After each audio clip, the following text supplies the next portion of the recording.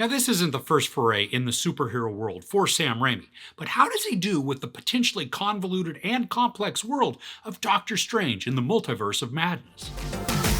Dr. Stephen Strange fights a threat to humanity through the multiverse, where he encounters alternate versions of himself. Alright, so to keep this spoiler free, I'm going to stay away from most of the story elements, or at least I'm going to be very vague if I do need to reference something. Now, I overheard some people coming out of our screening talking about how this didn't really move the narrative forward, at least as far as the story went, or at least within the MCU. And I feel that I can agree to some part with what they said. But this wasn't a story that was made to progress the MCU in a forward direction.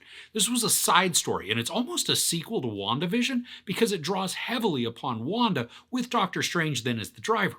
I still really enjoy Benedict Cumberbatch as Doctor Strange. I love his wit, his sarcasm, and the snark that comes from him, but I also appreciate that it's not overplayed in this one.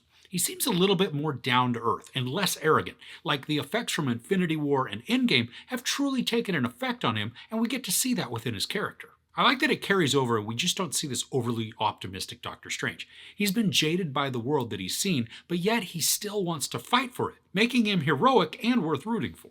Now, I'm really enjoying Elizabeth Olsen as Wanda Maximoff. I love that we get to see more of her character because she is awesomely powerful, but she's also very charismatic. And she has some really emotional moments within this, and I think that she's actually the biggest heart of the story. While we do follow Doctor Strange because it is his movie and he's the action driver in this, he's trying to solve a problem that the story has created for us. But Wanda provides a lot of the emotional pull within the story. And I love the conflict that she has internally. So what she then creates for the story and her character, it feels true to what we've seen previously from her.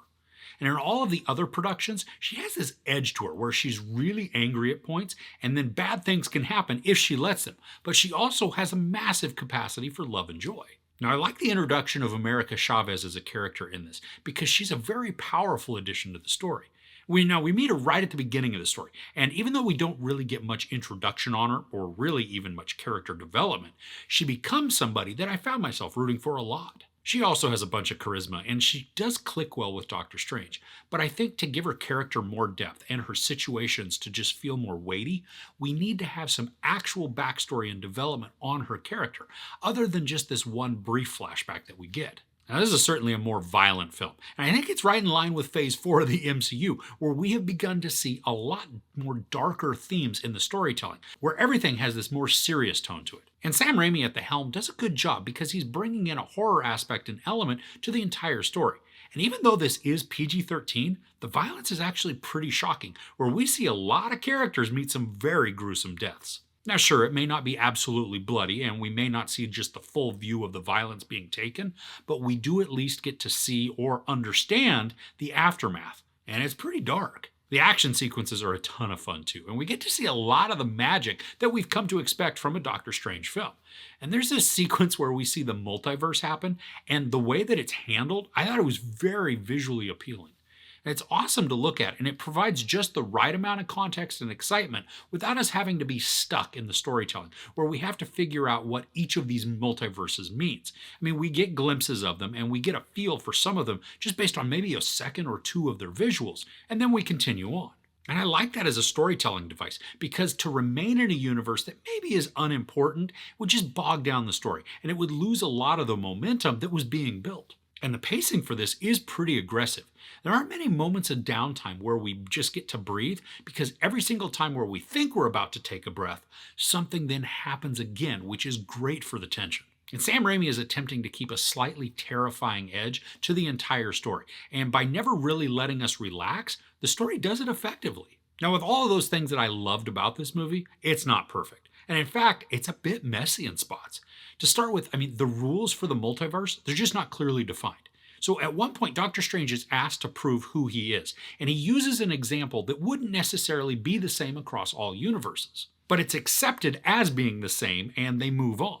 In another area of the story, family comes into play, but the situation of the family is the same across the universes.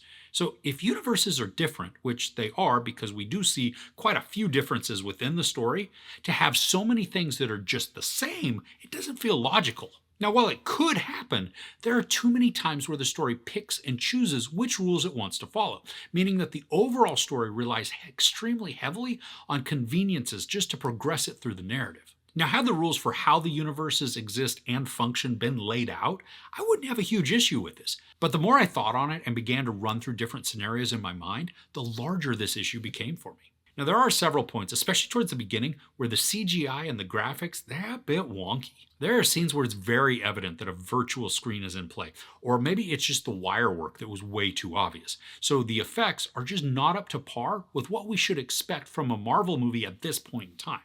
Now, a lot of the time the graphics do look great, but it's not all the time. Now, there was news that the reshoots were taking place for the movie, and it was reported that these were planned as just part of the shooting schedule.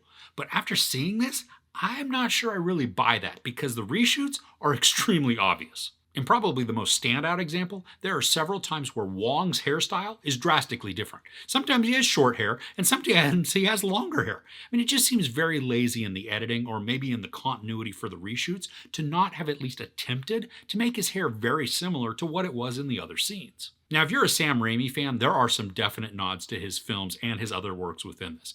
And the Easter eggs themselves, they're pretty cool. And while some are very obvious, mostly they're just little nods here and there that I think you're going to recognize. Now, there is a mid-credit scene and a post-credit scene. The mid-credit scene, I think, is really setting something up for the future. And I think it's going to be pretty exciting. And then based just on what I saw in that little glimpse, I do think I understand at least a little bit of what it could all mean. But the post-credit scene, it's just there for fun. I mean, it provides a few laughs. Is it vitally important that you stay for it? No, of course not. But I think if you do, you will get a kick out of it. There's no sex or nudity, a bunch of profanity, and a whole lot of violence. I give Doctor Strange in the Multiverse of Madness 4 out of 5 couches. Okay, so please don't share any spoilers in the comments, at least without identifying them as spoilers first, just so that everybody can go into the movie and enjoy it spoiler-free. But who is your favorite character within the Doctor Strange world? And then why? Or maybe, who would you love to see in a future movie? Let me know in the comments below. If you enjoyed this review, please give it a like. Also, don't forget to share and subscribe. I'm Chris. This is Movies and Munchies. Thanks for couching with me.